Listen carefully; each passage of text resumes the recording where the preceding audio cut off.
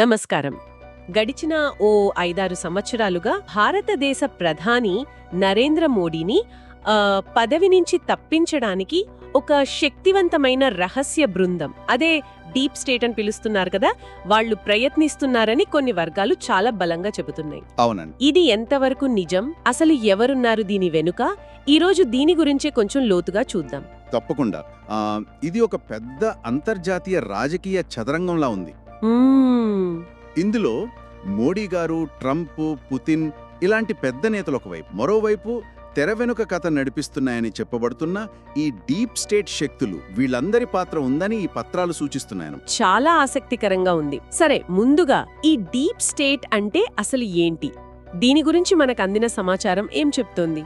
అంటే deep state అనేది ఓ శక్తివంతమైన సమూహం. రాజకీయాల్లో, ఆర్థిక వ్యవస్థలో బయటకు కనిపించకుండా చాలా ప్రభావం చూపిస్తుందని అంటారు. తెర వెనుక అన్నమాట.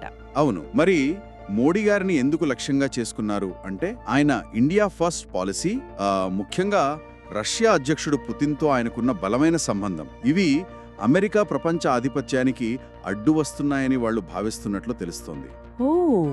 అందుకే మోడీని తొలగించాలని ఈ డీప్ స్టేట్ గట్టిగా ప్రయత్నిస్తోందని ఈ సమాచారం సూచిస్తోంది. ఇందుకోసం ఏంటంటే సామా, దామా, దండ, వేద అంటే అన్ని మార్గాలు వాడుతున్నారని. అన్ని రకాల పద్ధతులు. అవును. చివరికి CIA లాంటి ఏజెన్సీలను కూడా వాడుతున్నారని ఆరోపణలున్నాయి అందులో. ఇంతకీ మరి డొనాల్డ్ ట్రంప్ సంగతి ఏంటి? ఆయన పాత్ర ఎలా ఉంది? ఆయన కూడా ఈ డీప్ స్టేట్తో కలిసే పనిచేస్తున్నారా? ఎందుకంటే ఆయన USAID ఆపారు, అది ఇండియాకు మంచిదే కదా అని కూడా అంటున్నారు.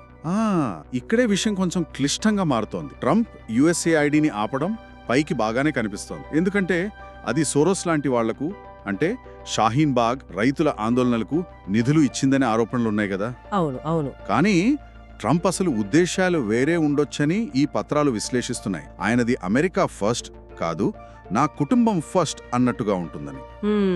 నోబెల్ శాంతి బహుమతి కోసమో లేక ప్రపంచంలో తన పలుకుబడి పెంచుకోవడానికో దేనికైనా సిద్ధపడతారని, అందులో భాగంగా మోడీ ప్రతిష్ఠ దెబ్బతీయాలని చూశారని, ఉదాహరణకు పాక్ ఆర్మీ చీఫ్ మునీర్తో ఫోటో కోసం ప్రయత్నించారని ఇలాంటి ఆరోపణలున్నాయి.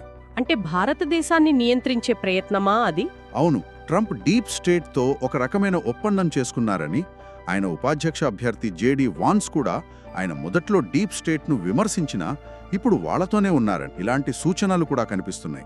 అంటే ఈ సమాచారం ప్రకారం మోడీ గారి ఇండియా ఫస్ట్కి, ట్రంప్ వ్యక్తిగత లక్ష్యాలకి మధ్య ఒక వైరుధ్యం కనిపిస్తోందన్నమాట. ఖచ్చితంగా.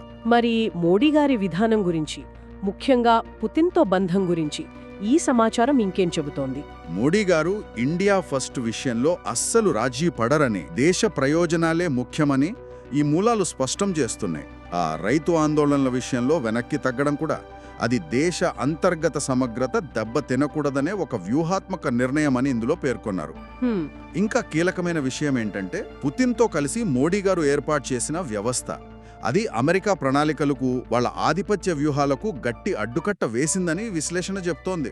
అంటే ఈ ప్రయత్నాలు కొత్తేమీ కాదంటారా? అదే, మోడీని టార్గెట్ చేయడం ఇప్పుడే మొదలవలేదు. 2002 నాటి కేసుల ప్రస్తావన ఉంది ఇందులో. అప్పట్లో కూడా ఇలాగే జరిగాయని, దాని వెనుక కూడా అమెరికా ప్రభావం ఉందనే ఆరోపణలున్నాయి.